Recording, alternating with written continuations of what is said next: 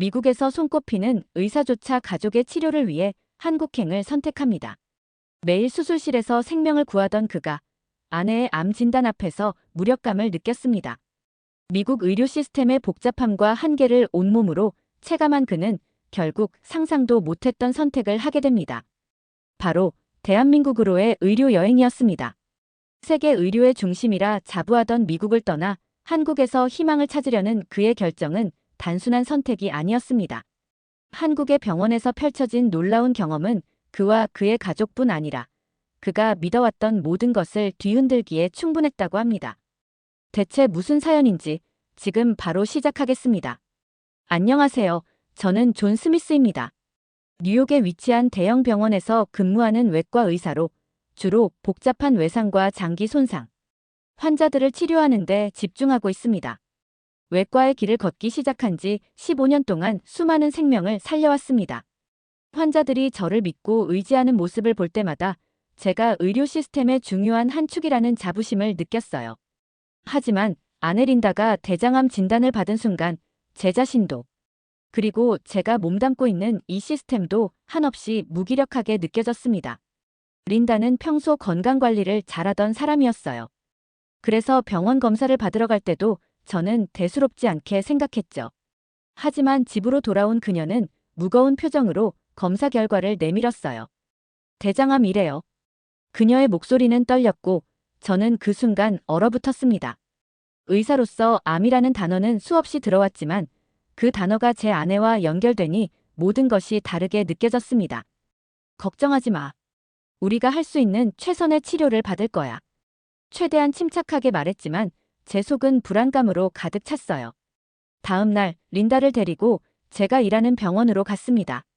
미국에서 손꼽히는 전문 병원인 만큼 제가 가장 신뢰하는 곳이었죠. 담당팀과 함께 린다의 상태를 검토한 결과는 다행히도 조기 발견 단계였습니다. 수술과 방사선 치료로 완치를 기대할 수 있다는 말에 잠시 안도했어요. 그러나 그 다음으로 들은 이야기가 제 심장을 철렁 내려앉게 했습니다.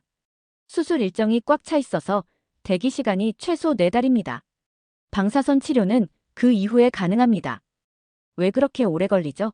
제 아내인데 우선순위를 조정할 수는 없나요? 제가 물었어요. 하지만 동료들은 고개를 저으며 대답했습니다.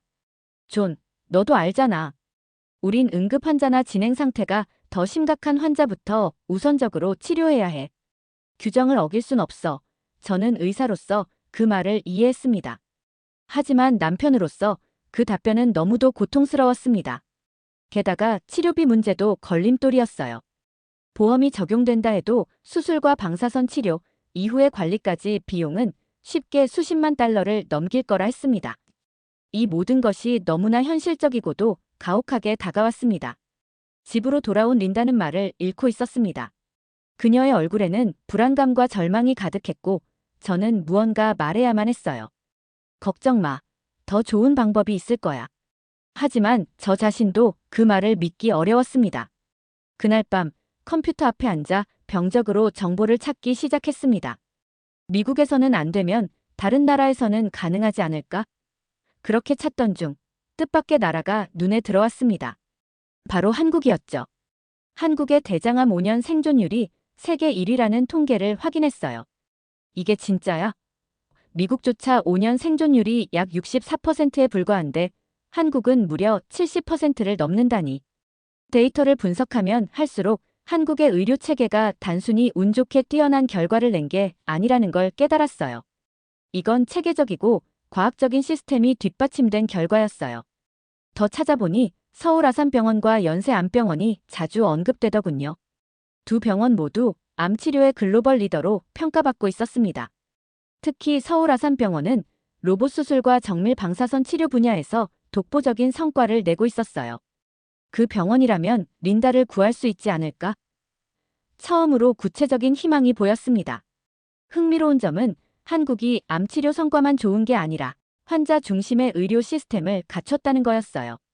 대기 시간이 짧고 의료비가 상대적으로 저렴하며 치료 과정이 효율적으로 이루어진다고 했습니다. 믿기 힘들었어요. 제가 속한 미국의 시스템에서는 상상도 못할 일이었으니까요. 미국에서 환자는 의료 절차의 복잡함과 높은 비용 때문에 치료를 망설이는 경우가 많습니다. 반면 한국에서는 병원에 들어가자마자 필요한 검사를 바로 받고 며칠 안에 치료 계획이 세워진다는 이야기가 있었습니다. 이런 이야기를 아내 린다에게 들려줬을 때 그녀는 처음에는 반신반의했어요. 한국? 우리가 거기까지 가야 한다고요? 그녀의 반응도 당연했습니다.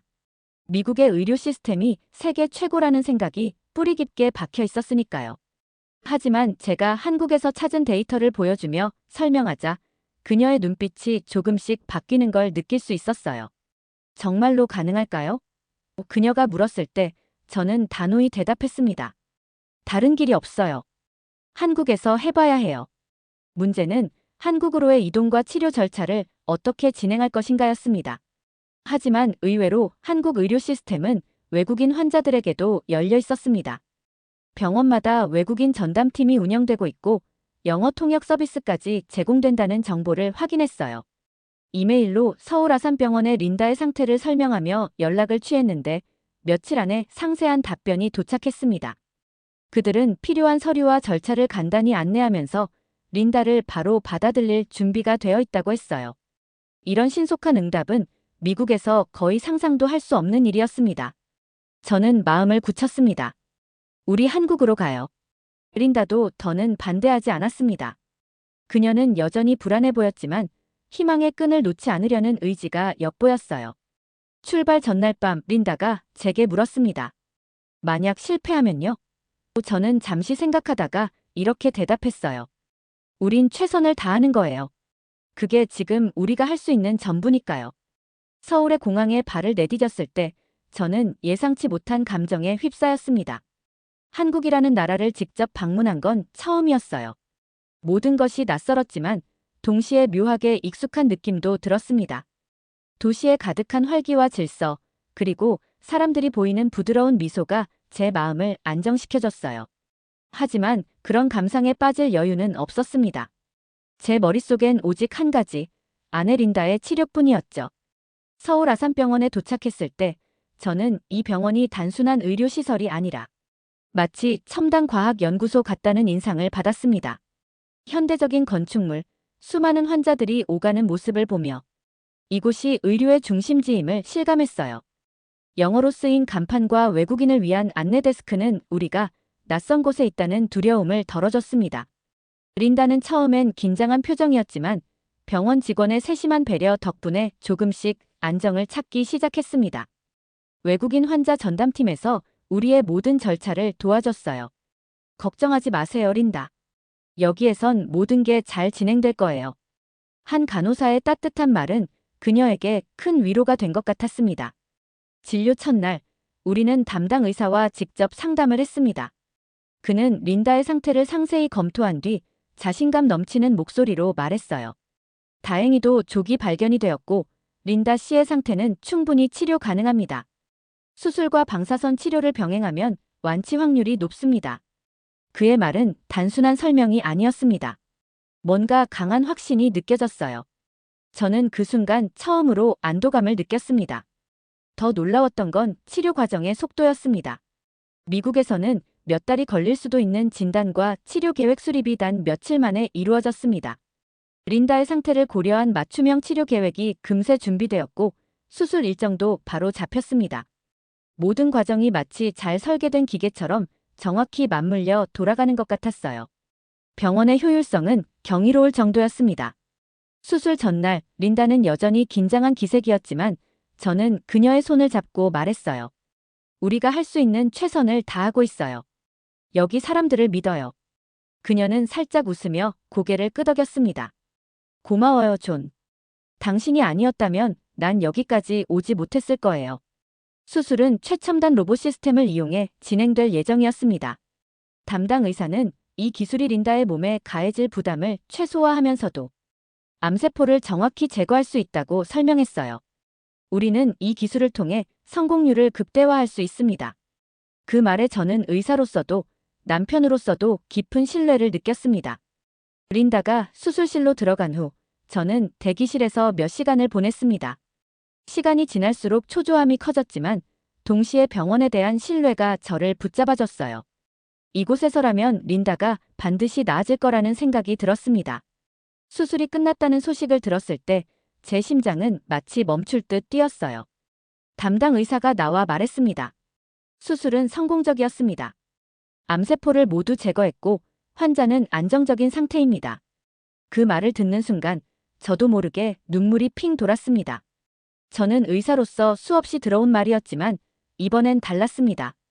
제 사랑하는 사람이 다시 건강을 찾을 수 있다는 말이 이렇게까지 큰 감동으로 다가오리라곤 생각하지 못했어요. 린다의 수술이 성공적으로 끝난 뒤에도 저는 한 가지 질문에 사로잡혀 있었습니다. 이 치료가 린다의 암을 완전히 막아낼 수 있을까? 의사로서, 남편으로서 이런 질문은 제게 당연했습니다. 치료는 잘 진행되고 있었지만 재발의 가능성이나 새로운 치료법의 필요성에 대한 생각이 머릿속에서 떠나지 않았습니다. 그러던 중 저는 병원에 있는 동안 우연히 한 논문을 접하게 되었습니다. 대기실에 놓여있던 국제암연구 학술지에 카이스트라는 한국 연구기관의 이름이 등장한 것이죠. 논문은 디지털 트윈 기술을 기반으로 암세포를 정상세포로 되돌리는 가능성에 대해 다루고 있었습니다. 저는 논문의 제목과 내용을 읽으며 흥미를 느끼지 않을 수 없었습니다.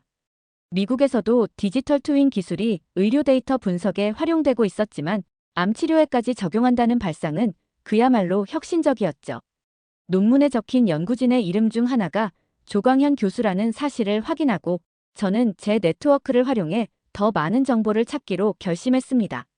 그날 밤 저는 온라인을 통해 카이스트와 조 교수의 연구에 대한 자료를 조사하기 시작했습니다. 카이스트가 서울아산병원과 협력해 암치료 데이터를 분석하고 있다는 정보를 발견한 순간 저는 가슴이 뛰는 것을 느꼈습니다. 다음 날 저는 병원에서 린다의 담당 의사에게 이와 관련된 질문을 던졌습니다. 카이스트와의 협력 프로젝트가 진행 중이라고 들었습니다. 린다의 데이터를 이런 연구에 활용할 기회가 있을까요? 담당 의사는 살짝 놀란 듯 했지만 곧 긍정적으로 답했습니다. 그렇게 저는 린다의 동의를 구해 카이스트와 병원이 협력 중인 프로젝트에 그녀의 데이터를 제공하기로 했습니다. 이 과정에서 저는 조 교수와 직접 만나지는 않았지만 연구팀이 보내온 중간 보고서를 통해 그들의 연구를 간접적으로 경험할 수 있었습니다. 카이스트의 연구는 단순히 이상에 머무는 것이 아니었습니다.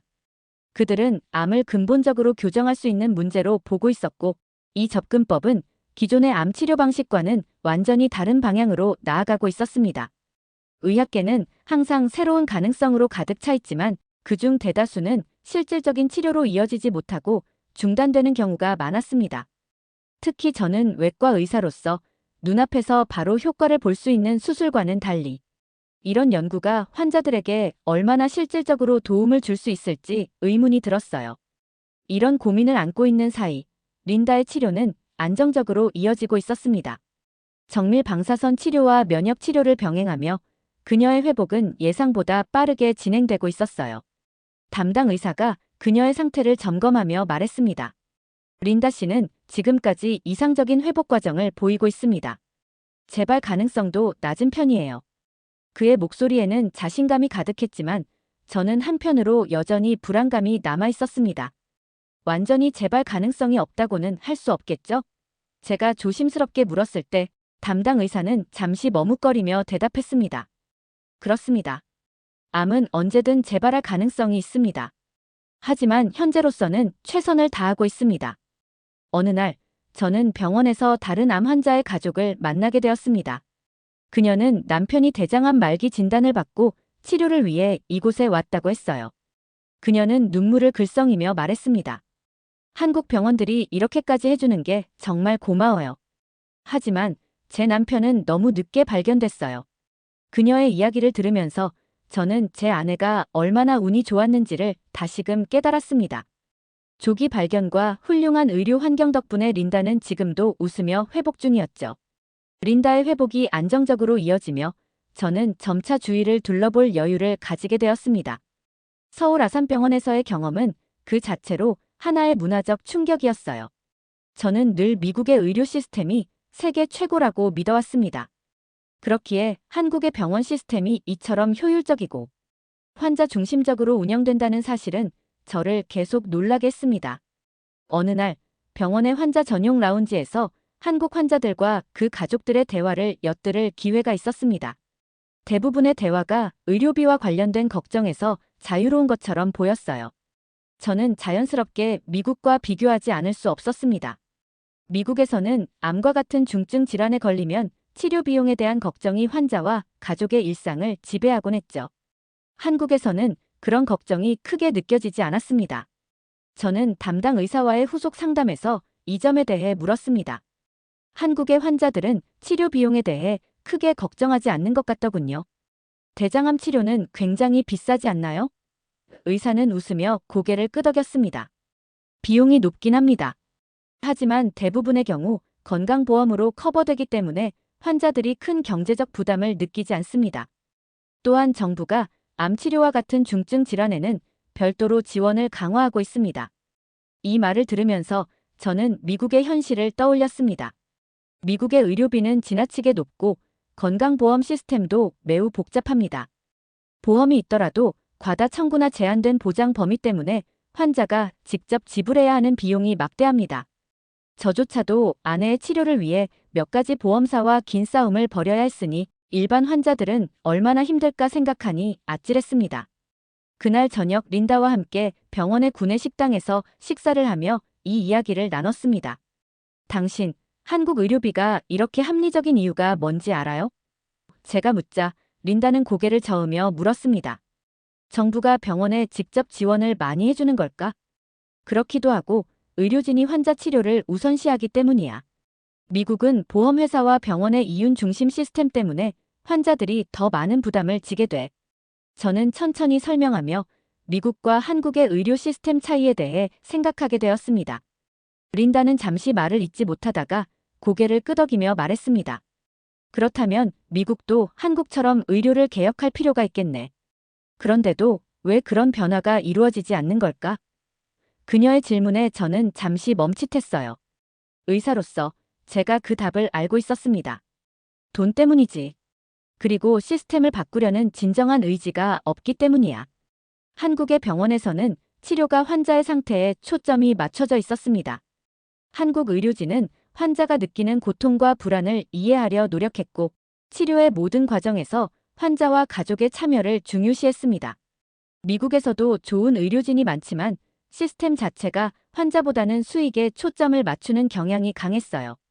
며칠 후 린다의 면역 치료가 진행되던 날, 저는 병원 직원들과 간단한 대화를 나눌 기회가 있었습니다. 그들은 외국인 환자들을 대하는 전문적인 태도를 가지고 있었고, 통역사들이 치료 과정에서 환자와 의사 간의 모든 의사소통을 매끄럽게 이어주는 모습이 매우 인상적이었어요.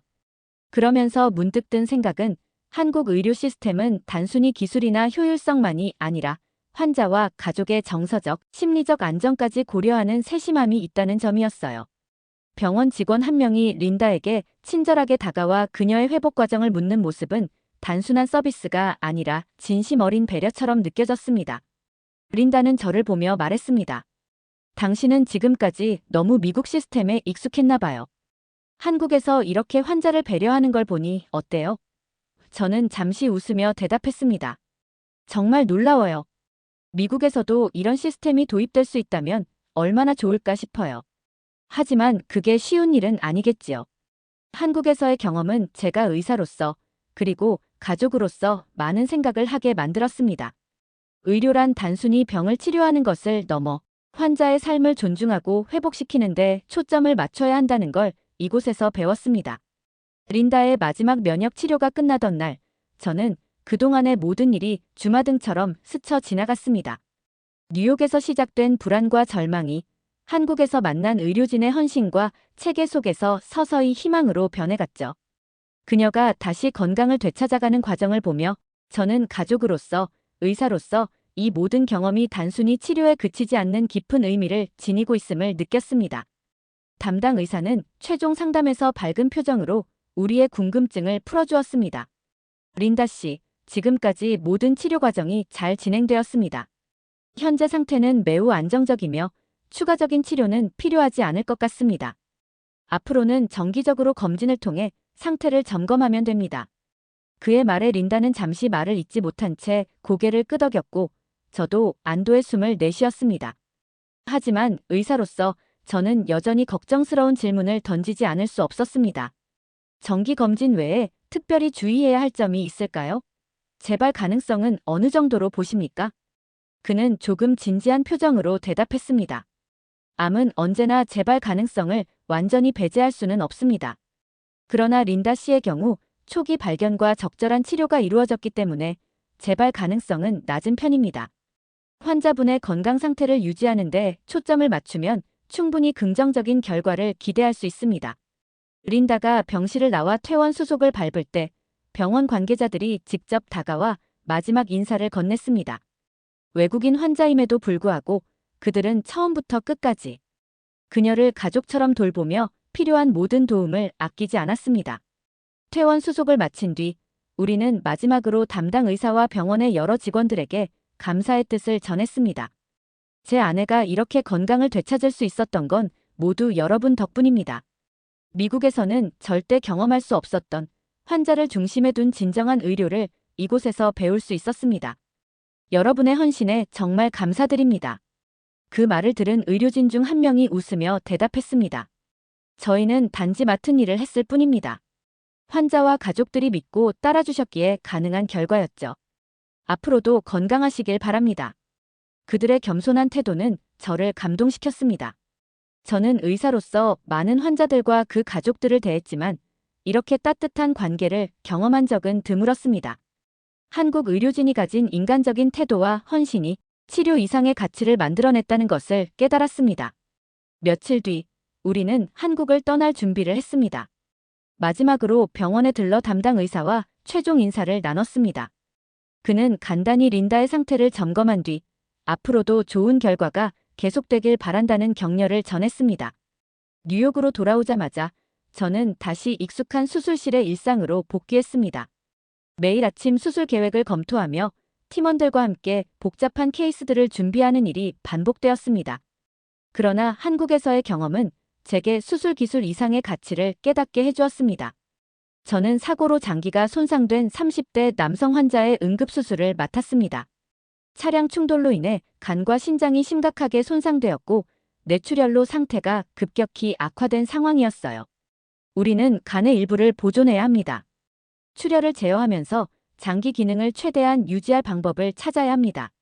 수술 준비 중 저는 팀원들과 함께 상황을 철저히 점검했습니다. 환자의 생명을 살리기 위해서는 정확하고 신속한 결정을 내려야 했습니다.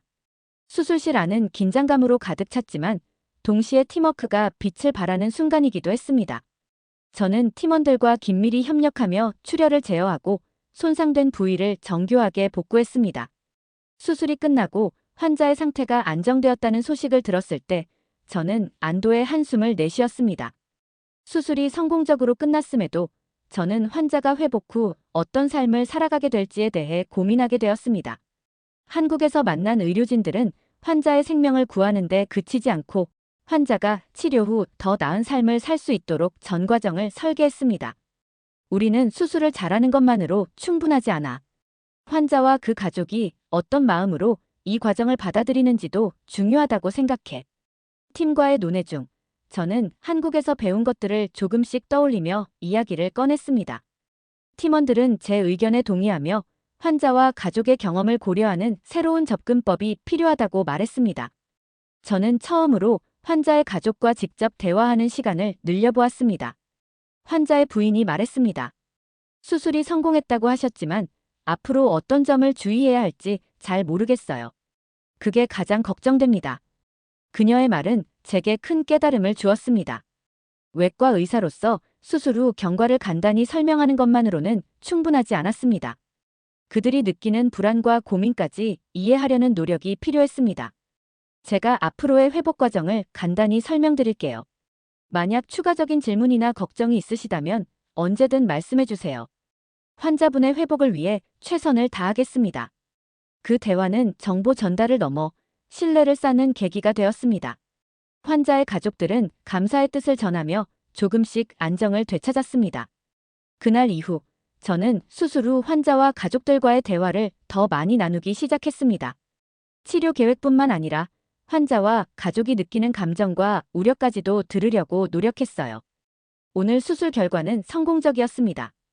혹시 앞으로 걱정되거나 궁금한 점이 있으신가요? 이 질문 하나만으로도 환자와 가족들은 자신들이 배려받고 있다는 느낌을 받는 것 같았습니다. 병원의 한 간호사가 제게 말했습니다. 요즘 선생님께서 환자 가족들과 더 많은 대화를 하시는 걸 보고 다른 의사들도 영향을 받는 것 같아요. 가족들이 안심하고 있다는 이야기를 많이 듣습니다. 그 말을 듣고 저는 미소를 지었습니다. 한국에서 느꼈던 의료의 인간적인 면이 제 일상에 조금씩 녹아들고 있다는 것을 깨달았기 때문입니다. 린다도 저와 마찬가지로 새로운 삶을 시작하고 있었습니다. 그녀는 회복 이후 자원봉사를 시작해 사고로 큰 상처를 입은 환자들과 그 가족들을 돕는 활동에 참여하고 있었습니다. 린다가 건강을 회복한 지금, 저는 한국에서 경험한 의료 시스템의 놀라운 가치를 여전히 마음에 새기고 있습니다. 그리고 얼마 전 카이스트 연구진이 암세포를 정상세포로 되돌리는 획기적인 기술을 개발했다는 소식을 들으며 한국이 보여준 헌신과 혁신의 깊이를 다시 한번 느꼈습니다. 의사로서, 가족으로서 저는 이번 경험을 통해 의료란 단순히 생명을 구하는 것이 아니라 환자의 삶을 온전히 돌보는 것임을 배웠습니다. 한국은 치료를 넘어 미래를 설계하는 나라입니다.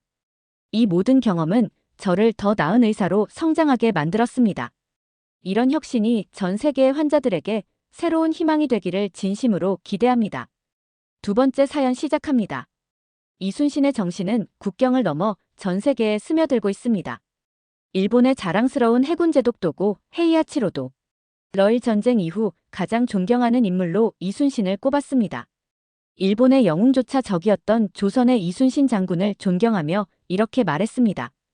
이순신이 나의 함대를 지휘했다면 그는 세계를 지배했을 것이다.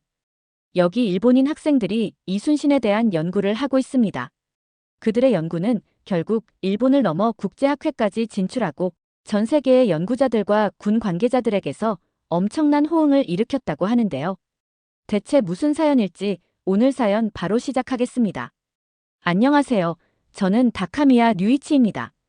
일본의 한 대학교에서 역사학을 전공하는 3학년 학생이죠. 어릴 적부터 전쟁사와 해군 영웅들에 빠져 지냈습니다. 특히 일본의 자랑스러운 해군 제독인 도고 헤이하치로와 사토 다카타로는 저에게 영웅이었습니다. 그들의 전술과 승리는 저에게 역사 연구에 대한 꿈을 키워주었고 언젠가 저도 해군사를 연구하는 유명한 역사학자가 되고 싶었습니다. 그러나 제 인생은 우연히 접한 이순신 장군의 이야기로 인해 전환점을 맞게 되었습니다. 처음 이순신이라는 이름을 접한 것은 도고 헤이하치로의 전기를 읽던 중이었습니다. 도고 제독이 러일 전쟁 이후 가장 존경하는 인물로 이순신을 꼽았다는 구절이 눈에 들어왔을 때 저는 잠시 멈췄습니다. 왜 도고 같은 일본의 영웅이 조선의 장군을 그렇게 높이 평가한 것일까요? 의아함에 더 읽어내려갔을 때 도고는 이순신에 대해 이렇게 적었습니다. 이순신이 나의 함대를 지휘했다면 그는 세계를 지배했을 것이다. 저는 충격에 휩싸였습니다. 책상 위에 펼쳐진 난중일기를 보며 저는 한숨을 내쉬었습니다. 솔직히 처음에는 좀 긴장도 됐습니다. 역사적 문서라곤 해도 고작 장군의 일기 아닌가. 전투 기록 몇 줄 읽고 끝나겠지 하고 가볍게 생각했죠. 그런데 그 첫 페이지를 펼치는 순간 제 예상은 완전히 빗나갔습니다. 이건 그저 전투 기록이 아니었습니다. 페이지마다 흐르는 것은 고독한 한 인간의 마음속 전쟁과 결단의 이야기였습니다. 이순신 장군의 기록은 저를 단숨에 사로잡았습니다. 그의 삶은 단순히 일본과 조선의 전투를 넘어 정치와 음모, 배신과 의무 사이에서 홀로 싸우는 한 사람의 이야기였습니다. 왕과 조정의 불신 속에서도 그는 나라를 위해 목숨을 걸었습니다. 이 사람은 대체 뭔데 이렇게까지 하는 거지? 저는 그의 기록을 읽으며 점점 더 그에게 빠져들었습니다. 마치 넷플릭스 시리즈를 정주행하는 기분이랄까요? 이제 한 장만 더 읽고 자야지 하고 다짐했지만 밤새워 읽고 있는 제 자신을 발견했습니다. 난중일기에서 가장 충격적이었던 것은 그가 겪은 고통과 배신이었습니다. 그를 시기하던 동료 장수들은 그를 해임시키고 감옥에 쳐넣었습니다. 심지어 고문까지 당한 그 순간에도 이순신은 오직 조선을 구하는 일만 생각했습니다. 이 정도면 슈퍼히어로 아닌가? 솔직히 말하자면 제가 이 대목에서 눈물을 글썽거렸습니다. 그리고 잠깐 생각했습니다. 만약 저라면 아마 다 때려치우고 도망쳤을 겁니다. 그런데 이순신은 그 모든 고난을 묵묵히 견뎠습니다. 그는 리더란 고난 속에서도 끝까지 버티는 존재라고 몸소 증명했습니다. 그의 전투 기록 중에서도 가장 흥미로웠던 것은 명량 대첩이었습니다. 단 12척의 배로 300척이 넘는 일본 함대를 상대한 전투라니 이건 무슨 영화 줄거리 같았습니다. 저는 솔직히 처음에 이거 과장 아니야? 라는 의심을 품었습니다. 하지만 난중일기의 기록과 여러 연구 자료를 검토하면서 이것이 단순한 행운이 아니었음을 깨달았습니다. 이순신은 명량 해협의 물살을 철저하게 계산해 전투를 준비했고 절망에 빠진 병사들을 하나로 묶는 리더십을 보여줬습니다. 그 순간 저는 느꼈습니다. 이 사람은 단순한 군인이 아니라 시대를 초월한 리더다. 일기의 또 다른 매력은 인간적인 유머와 고뇌였습니다. 어떤 날은 폭풍으로 함선이 망가져 속이 타들어가는 장면도 있었는데 그런 와중에도 그는 하늘도 나를 돕지 않는군이라는 기록을 남겼습니다. 순간 저는 피식 웃음이 났습니다. 고대의 장군도 우리처럼 짜증을 내고 투덜거리다니. 하지만 그가 불평 속에서도 희망을 잃지 않았다는 사실은 더 큰 감동을 주었습니다. 이순신의 일기를 읽으며 저는 그가 완벽한 인간이 아니었다는 점에서 더욱 매력을 느꼈습니다. 그는 두려움과 외로움에 시달렸고 때론 무모해 보이는 결정을 내리기도 했습니다. 하지만 그런 감정 속에서도 끝까지 신념을 지켰다는 점이야말로 그의 진짜 위대함이었습니다. 신에게는 아직 12척의 배가 남아있습니다. 라는 그의 말은 단순한 격려가 아니었습니다. 그것은 모든 것을 잃었을 때조차 희망을 놓지 않겠다는 결단이었습니다. 읽을수록 저는 그의 철학에 깊이 빠져들었습니다. 살고자 하면 죽을 것이고 죽고자 하면 살 것이다라는 구절은 단순한 전투 지침을 넘어서 삶의 본질을 꿰뚫는 철학적 통찰처럼 느껴졌습니다. 그의 모든 선택은 목숨을 걸어야만 얻을 수 있는 진정한 승리를 위한 것이었습니다. 저는 이순신의 기록을 통해 리더란 단순히 명령을 내리는 사람이 아니라 자신이 먼저 헌신하고 희생하는 사람이라는 것을 배웠습니다. 그러던 어느 날 문득 이런 의문이 들었습니다. 왜 우리는 이순신에 대해 배우지 않았을까? 도고 헤이하치로와 같은 일본의 영웅들이 이순신을 극찬했음에도 불구하고 왜 일본의 역사 속에서는 그가 단편적으로만 언급될 뿐일까요? 저는 더 이상 이 의문을 떨칠 수 없었습니다. 저는 단순히 해군사를 연구하는 학생이 아니라 이순신 장군의 정신을 연구하고 세상에 알리는 학자가 되고 싶었습니다. 하지만 이 길이 결코 쉽지 않을 것이라는 예감도 들었습니다. 일본 학계는 전통과 자존심이 강한 곳입니다. 조선의 장군을 존경하는 학생이란 시선으로 저를 비웃거나 조롱하는 이들이 분명 있을 것입니다. 하지만 저는 이순신이 모든 고난 속에서도 끝까지 포기하지 않았던 정신을 떠올리며 마음을 다잡았습니다. 난중일기를 덮고 난 후 저는 이순신 장군의 정신을 더 깊이 이해하고 싶어졌습니다. 책만으로는 그의 삶과 철학을 온전히 체감할 수 없다는 생각이 들었기 때문입니다. 그의 전장을 직접 밟아보자 이순신의 흔적을 따라가면 내가 찾고자 하는 답이 거기에 있을지도 몰라. 그렇게 결심한 저는 비행기 티켓을 예약하고 한국행 여정을 시작했습니다. 제 친구들은 저를 보며 황당해했습니다. 이순신을 보러 갑자기 한국에 간다고. 그들의 표정에는 도대체 이순신이 뭐라고? 라는 의아함이 가득했습니다. 한국에 도착한 첫날, 저는 서울 광화문 광장으로 향했습니다. 그곳엔 이순신 장군의 거대한 동상이 서 있다는 이야기를 듣고 가장 먼저 만나보고 싶었습니다. 광화문 광장에 발을 디디자마자 수많은 사람들이 분주히 오가는 가운데 그 거대한 동상이 눈앞에 나타났습니다. 장군은 검을 든 채 여전히 조국을 지키는 전사처럼 당당한 자세로 서 있었습니다. 광화문 광장에 선 이순신 동상은 그 자체로 한국의 자부심을 상징하고 있었습니다. 주변의 한국인들에게 이순신은 단순한 과거의 인물이 아니었습니다. 그들의 일상 속에서도 이순신은 여전히 리더십과 헌신의 상징으로 자리하고 있었습니다.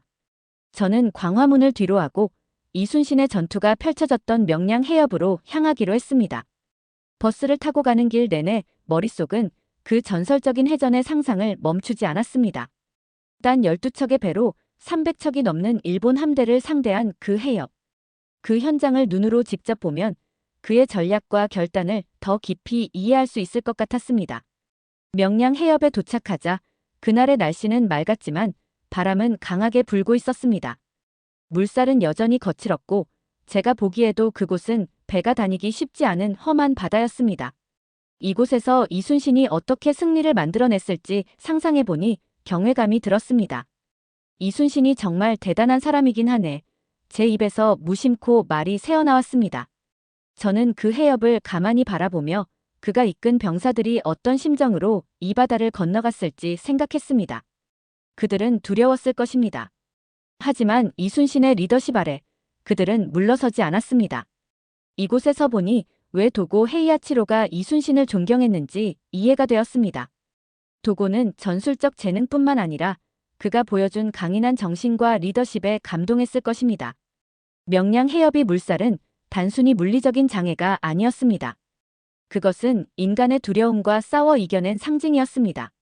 이순신은 그 두려움을 극복하고 불가능한 승리를 만들어냈던 것입니다. 길을 걷다 보니 카페와 가게 이름, 기념품들에도 이순신의 흔적이 남아 있었습니다. 이런 걸 보니 문득 일본에서 도고 헤이하치로나 사토 다카타로의 이름이 붙은 카페가 있을까 싶어 피식 웃음이 났습니다. 한국인들의 이런 자부심과 애정이 부러웠습니다. 해협 근처의 작은 박물관에서 저는 거북선의 모형도 볼 수 있었습니다. 거북선의 독특한 설계와 방어 구조는 당시로서는 상상조차 할 수 없는 혁신이었습니다. 이순신은 단순한 전술가가 아니라 시대를 앞선 발명가이기도 했구나. 저는 그의 창의성과 지략에 감탄을 금할 수 없었습니다.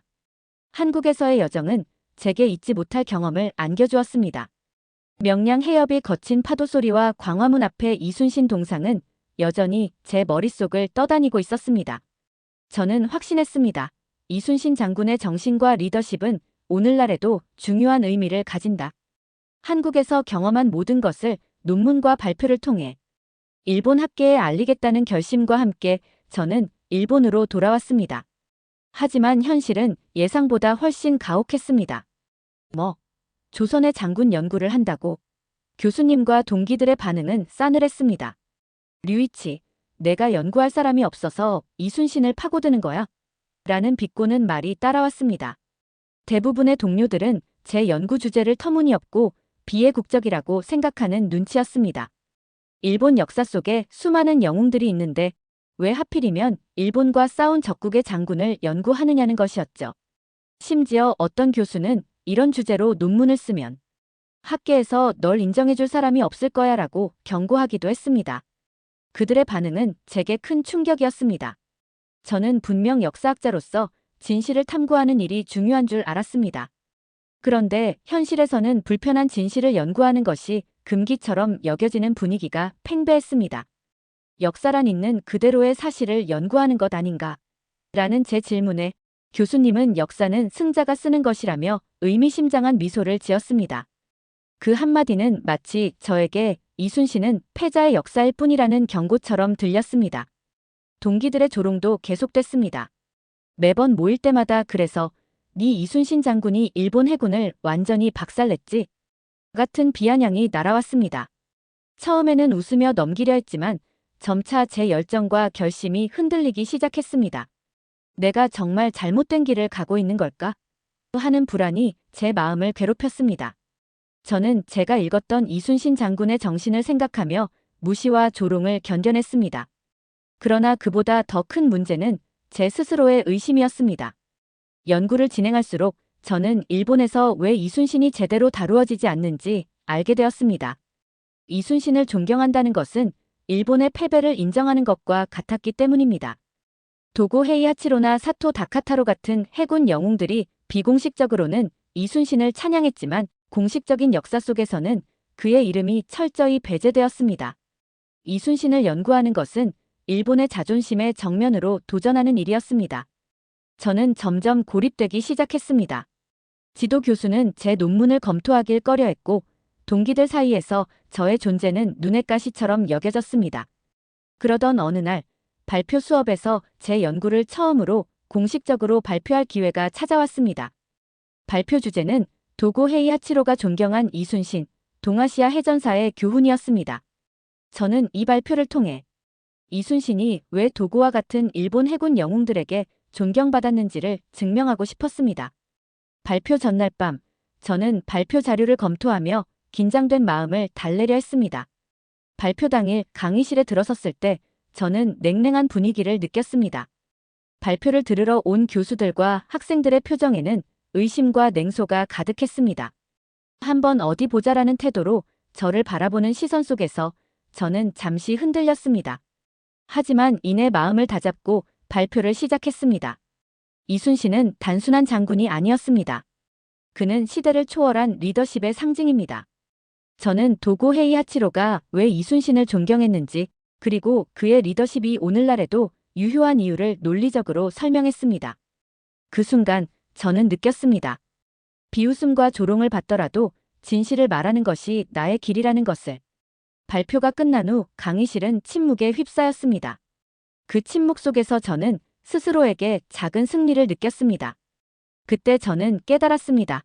이순신의 정신이 비록 사람들에게 쉽게 받아들여지지 않더라도 누군가는 반드시 이해하게 될 것이라는 것을. 발표를 마친 후 저는 깊은 고독 속에서 제 길을 묵묵히 걸어가고 있었습니다. 냉소와 비웃음이 따라왔지만 그럴수록 마음을 다잡았습니다. 진정한 리더는 끝까지 버티는 자라는 그의 정신은 제게 계속해서 힘이 되었습니다. 그러나 시간이 흐르면서 외로움은 점점 더 큰 짐이 되어갔습니다. 매일 반복되는 조롱과 무시 속에서 혼자 싸워나간다는 것은 생각보다 쉽지 않았습니다. 그러던 어느 날 예상치 못한 한 사람이 저에게 다가왔습니다. 류이치, 잠깐 이야기 좀 할 수 있을까? 저를 부른 사람은 제 동기 중 한 명인 야마모토 아키라였습니다. 평소에는 조용하고 남들 앞에 나서는 성격이 아니었기에 솔직히 그는 저에게 크게 관심이 없을 줄 알았습니다. 뭐지? 또 무슨 비꼬는 말을 하려는 건가? 경계하는 마음으로 그를 바라보자 아키라는 어색하게 웃으며 말했습니다. 너 발표 꽤 인상 깊었어. 처음에는 그의 말이 믿기지 않았습니다. 하지만 아키라는 진심이 담긴 눈빛으로 말했습니다. 나도 사실 이순신 장군에 대해 관심이 있었어. 그런데 솔직히 말할 용기가 없었지. 그 순간 저는 이 사람이 단순히 저를 비웃으러 온 게 아니라는 것을 깨달았습니다. 아키라는 저와 비슷한 고민을 하고 있었던 겁니다. 일본 사회 속에서 불편한 진실에 도전하는 것이 얼마나 어려운 일인지를 그는 누구보다 잘 알고 있었던 것입니다. 왜 이제야 말했어? 제가 반쯤 농담처럼 물었을 때 아키라는 쓴웃음을 지었습니다.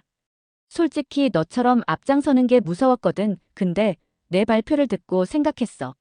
나도 이제는 숨지 말아야겠다고. 그 말에 제 가슴속에 묵직한 돌덩이가 내려앉는 기분이 들었습니다. 그동안 저는 혼자라고 생각했지만 사실은 나처럼 이순신에 매료된 사람이 또 있었던 겁니다. 고독 속에서 버티던 저에게 뜻밖의 동료가 생긴 순간이었습니다. 그날 이후 아키라와 저는 자주 만나 연구를 함께 했습니다. 서로가 겪었던 고난과 외로움에 대해 털어놓으면서 우리는 점점 더 가까워졌습니다. 그의 집은 작은 서점 집안이었는데 어릴 적부터 역사를 좋아했던 아키라는 일본의 해군사와 동아시아의 전쟁사에 깊은 관심을 가지고 있었습니다. 그러나 그의 관심이 이순신 장군에게까지 향한 것은 명량대첩에 대한 다큐멘터리를 본 후였다고 합니다. 12척의 배로 300척을 이긴다고. 솔직히 말이 안 되지 않냐? 아키라가 웃으며 말했을 때 저는 고개를 끄덕이며 동의했습니다. 처음엔 나도 그랬어. 근데 연구할수록 그게 운이 아니라 이순신의 신념과 전략 덕분이란 걸 깨달았지. 아키라 역시 같은 결론에 도달했다고 했습니다. 그는 이순신의 철저한 준비와 두려움을 극복한 정신이야말로 그 전투의 핵심이라고 생각했습니다. 우리는 함께 자료를 찾고 연구 방향을 설정해 나갔습니다. 학계의 시선은 여전히 따가웠지만 혼자가 아니란 사실이 큰 힘이 되었습니다. 어느새 저는 아키라와 함께 연구실에 늦게까지 남아 자료를 뒤적이며 웃고 떠드는 시간이 소중해졌습니다. 너랑 나 이순신 장군에 완전 빠진 거 맞지? 아키라가 장난스럽게 물었을 때 저는 웃으며 대답했습니다. 이쯤 되면 거의 팬클럽이지. 우리는 농담처럼 말을 주고받았지만 그 속에는 진심이 담겨 있었습니다. 이순신 장군의 이야기는 단지 과거의 전쟁사가 아니라 우리의 삶에도 적용할 수 있는 리더십과 정신의 교훈이었습니다. 우리는 그 정신을 통해 혼자가 아니란 위로를 얻었고 서로의 연구를 통해 더 큰 열정을 키워갔습니다. 그러나 우리의 연구가 점점 깊어질수록 우리는 또 다른 문제에 직면하게 되었습니다. 일본 내에서 이순신에 대한 연구 자료가 매우 부족하다는 사실이었습니다. 대부분의 자료는 한국어나 중국어로 쓰여 있었고 일본 내에서 이순신에 대한 깊이 있는 연구는 거의 없었습니다. 이는 우리에게 큰 도전이자 동시에 기회였습니다. 우리는 이 부족한 자료를 메우기 위해 한국과의 교류와 협력을 모색하기 시작했습니다. 아키라와 저는 한국의 역사연구소와 연락을 시도했고 곧 한 교수님에게서 답장이 왔습니다. 당신들의 연구에 관심이 있습니다. 필요하다면 저희 자료실을 이용해도 좋습니다. 그 이메일을 읽는 순간 저는 소리치며 아키라와 손뼉을 마주쳤습니다. 아키라와 함께 한국의 역사연구소와 협력하게 된 이후 우리의 연구는 새로운 국면을 맞이했습니다. 한국의 역사학자들은 이순신 장군에 대해 엄청난 자부심을 가지고 있었고 우리는 그들의 자료와 조언을 통해 이순신에 대한 연구를 더 깊이 확장할 수 있었습니다.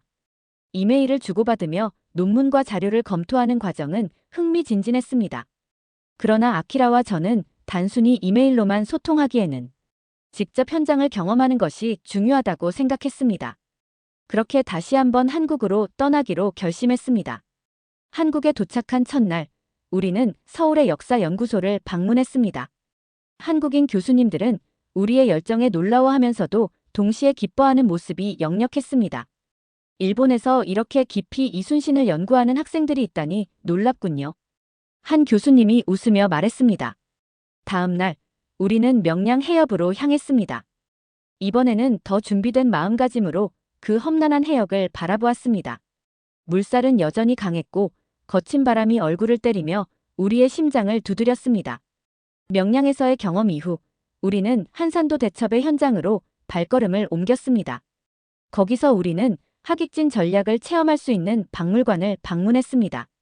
이순신이 일본 함대를 포위하는 데 사용한 하객진은 단순히 전술적인 배치가 아니라 상황과 지형을 철저히 이해한 전술적 통찰의 산물이었습니다. 한국의 역사학자들과의 토론은 매우 열정적이었습니다. 그들은 이순신의 업적뿐만 아니라 그의 리더십과 철학을 강조했습니다. 특히 이순신이 부하들과 함께 고통을 나누고 군사들과 같은 밥을 먹으며 그들의 신뢰를 얻었다는 점은 저와 아키라 모두에게 깊은 인상을 남겼습니다. 연구소에서 만난 한 한국 교수님은 조선과 일본의 해군사가 교차하는 지점에 대해 흥미로운 시각을 제시해 주었습니다. 그는 일본의 사토 다카타로와 도고 헤이하치로가 이순신을 존경했던 이유를 이렇게 설명했습니다. 그들은 자신의 한계를 뛰어넘는 리더십을 원했고 그 답을 이순신에게서 찾았던 거죠. 그 말을 들으며 저는 이순신 장군의 이야기가 국경을 넘어서는 보편적 가치를 담고 있음을 깨달았습니다. 며칠간의 연구와 현장 탐방을 마친 우리는 노량해전의 현장에 섰습니다. 이곳은 이순신 장군이 최후의 순간까지 싸우다 전사한 장소였습니다. 그 바다를 바라보며 저는 그의 마지막 유언을 떠올렸습니다. 나의 죽음을 알리지 말라. 그는 죽음조차 두려워하지 않고 조국을 위해 끝까지 싸운 진정한 영웅이었습니다. 아키라와 저는 한동안 말을 잇지 못한 채 바다를 바라보았습니다. 그 순간 우리는 이순신의 정신이 단순히 한국인들의 것이 아니라 우리 모두가 배워야 할 유산이라는 확신을 가지게 되었습니다. 한국에서의 여정은 저와 아키라에게 단순한 연구를 넘어선 의미를 남겼습니다. 우리는 이순신 장군의 발자취를 따라가며 그의 삶과 철학을 더욱 깊이 이해하게 되었습니다. 그리고 한 가지 더 중요한 것을 배웠습니다. 역사는 국경을 초월해 사람들을 연결하는 힘이 있다는 것입니다. 한국과 일본의 역사 속에는 아픔과 갈등이 존재하지만 그 속에서도 우리가 배워야 할 가치는 분명히 존재하고 있었습니다. 한국에서의 연구를 마치고 돌아오는 길, 아키라는 저에게 말했습니다. 우리 연구가 일본에서도 인정받게 될까? 저는 잠시 생각하다가 웃으며 대답했습니다. 그게 중요해. 이순신 장군도 결과보다 과정을 더 중요하게 생각했을걸. 아키라도 웃음을 터뜨렸습니다. 맞아, 우리가 제대로 된 길을 걷고 있다면 언젠가는 인정받을 날이 오겠지. 한국에서의 연구를 마치고 돌아온 저와 아키라는 새로운 결심과 열정으로 가득 차 있었습니다. 이순신 장군의 발자취를 직접 따라가 본 경험은 단순한 연구 이상의 의미를 안겨주었고, 우리는 그 감동과 배움을 논문과 발표를 통해 일본 학계에 전파하고자 했습니다. 그러나 현실은 예상보다 훨씬 높은 벽으로 우리를 가로막고 있었습니다. 돌아온 첫날부터 지도 교수님께 연구 결과를 보고했을 때 그의 반응은 차가웠습니다. 그래서 도대체 이걸로 뭘 하겠다는 거냐? 교수님은 우리 논문의 가치를 인정하기는커녕 이런 연구가 일본 학계에서 무슨 의미가 있겠냐며 일축해버렸습니다. 한국에서 무슨 멋진 이야기를 듣고 왔는진 모르겠지만 일본에서 그건 그냥 낭만에 불과해. 그 말에 저는 가슴 한구석이 무너지는 느낌을 받았습니다. 그러나 저와 아키라는 쉽게 포기하지 않았습니다. 우리가 이순신 장군의 정신을 연구한 건 낭만 때문이 아니야. 저는 마음속으로 그렇게 다짐하며 학술 발표 대회를 준비하기 시작했습니다. 우리는 이순신과 일본 해군 영웅들의 연관성을 통해 그가 왜 국경을 초월한 존경을 받아야 하는지를 증명하려고 했습니다. 발표 준비 과정은 쉽지 않았습니다. 발표 초안을 완성할 때마다 교수님은 이건 일본의 시각에서 맞지 않다며 수정을 요구했습니다. 아키라와 저는 그럴 때마다 더 깊이 토론하며 논리를 다듬고 자료를 보강했습니다. 드디어 발표 당일, 우리는 긴장된 마음으로 강의실에 들어섰습니다. 학계의 거물들이 자리한 가운데 우리를 바라보는 시선은 여전히 회의와 냉소로 가득했습니다. 하지만 우리는 물러서지 않았습니다. 아키라와 저는 이순신의 리더십과 도고 헤이하치로가 그를 존경했던 이유를 논리적으로 풀어갔습니다. 이순신의 고난과 승리, 그리고 부하들과의 신뢰를 바탕으로 한 리더십은 오늘날의 리더들에게도 교훈이 될 만한 이야기였습니다. 발표가 끝난 후 한동안 침묵이 흘렀습니다. 교수님들과 청중들은 서로 눈빛을 교환하며 무거운 분위기를 주고받았습니다.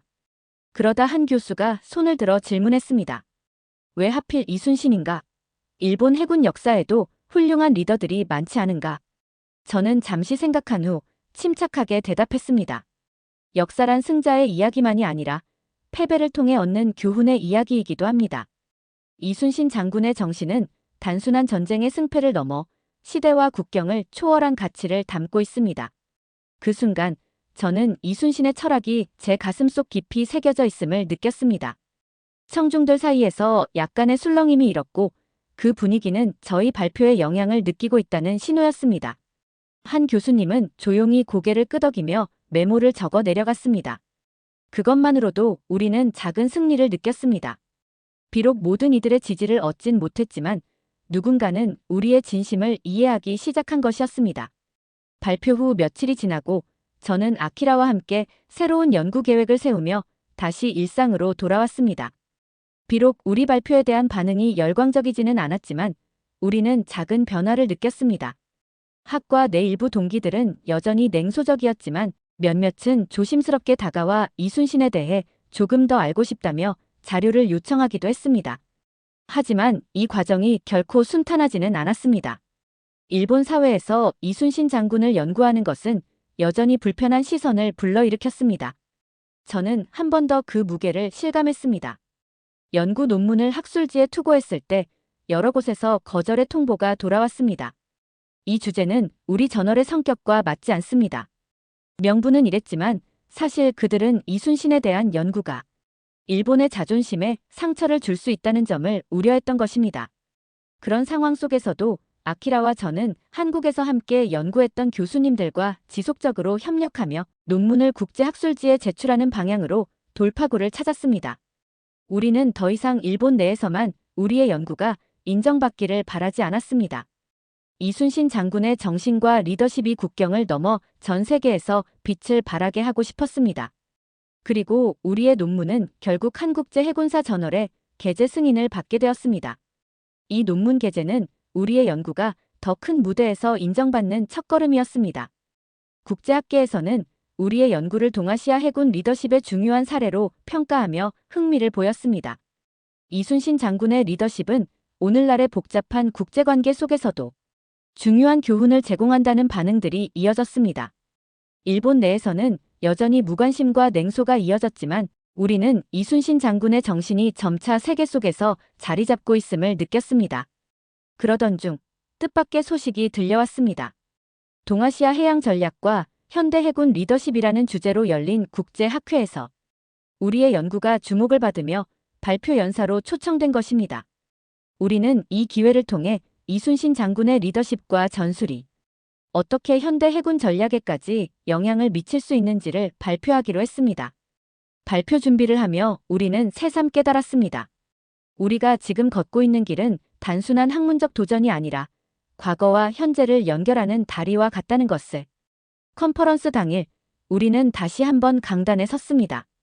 이번엔 일본 학계가 아닌 전 세계에서 온 연구자들과 군 관계자들이 우리 앞에 앉아 있었습니다. 발표를 시작하기 전 저는 깊게 숨을 들이마셨습니다. 이순신 장군은 단순한 과거의 인물이 아닙니다. 그의 리더십과 신념은 오늘날의 복잡한 국제관계 속에서도 빛을 발할 수 있는 중요한 교훈입니다.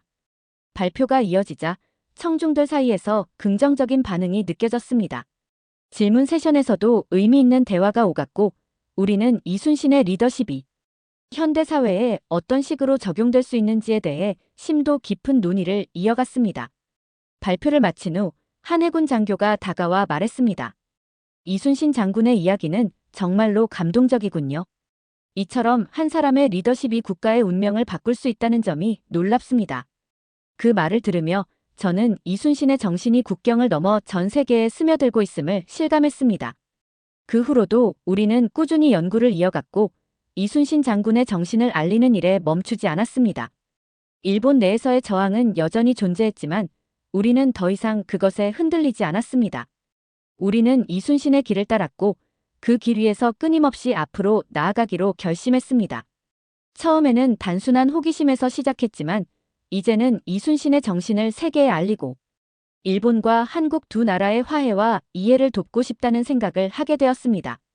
앞으로도 저는 계속해서 역사와 진실을 탐구하는 길을 걸어갈 것입니다. 이 길이 외롭고 어려울지라도 끝까지 흔들리지 않고 나아가겠습니다. 많은 응원 부탁드립니다. 오늘 사연이 재미있으셨다면 구독과 좋아요, 알림 설정까지 부탁드립니다. 더 재미있는 사연으로 돌아오겠습니다. 이상 감동탐험이었습니다.